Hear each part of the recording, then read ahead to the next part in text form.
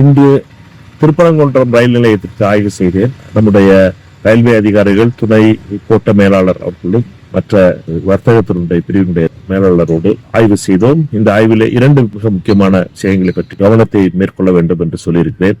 ஒன்று, திருப்பரங்குன்றம் மக்களுடைய நீண்ட நாள் பிரச்சனையாக இருக்கின்ற திருப்பரங்குன்றத்திலிருந்து திருநகர் பகுதிக்கு வருகின்ற பாலம் இல்லாதனுடைய விளைவாக மிகப்பெரிய பிரச்சனையில மக்கள் சிக்கியுள்ளார்கள்.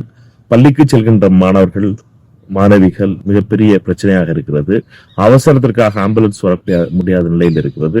இதற்கு பள்ளி மாணவர்களுடைய பிரச்சனையை மிக முக்கியமாக தீர்க்க வேண்டும் என்று சொல்லியிருக்கிறோம்.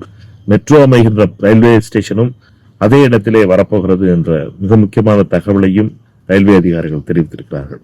அதுபோல திருப்பரங்குன்றம் ரயில் நிலையத்திலே கழிப்பறைகள் உபயோகப்படுத்தாமல் இருக்கின்றன என்பதும், தொடர்ந்து டாய்லெட் மூடப்பட்ட நிலையே இருக்கிறது என்பதையும் ஆய்வு செய்தோம். தொடர்ந்து இதற்காக குரல் கொடுப்போம் என்பதை தெரிவித்துக் கொள்கிறோம்.